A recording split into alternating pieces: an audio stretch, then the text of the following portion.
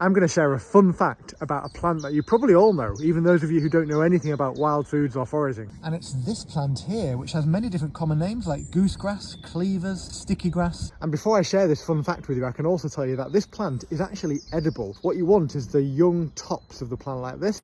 And in spring, when they first appear, they're at their best. They're quite nice in salads, and at their best, they do have a nice garden pea-like flavour. Now, you can still eat them even later in the year, but the plant becomes a lot more bitter as time goes on, also a lot more fibrous. Now it's time for the fun fact. Believe it or not, this plant, you've been walking past, you've probably chucked it at each other when you're at school, is a member of the coffee family. And that means that it is quite closely related. And as such, you can actually make a coffee from the seeds of this plant. You might remember I said it's not very nice to eat the leaves of this plant later in the year, but what you can do is that later in the year it goes to seed, and those seeds, when they eventually go quite brown, you can then harvest them, roast them in an oven, powder them up, and then you have literally a coffee powder to make your own wild coffee.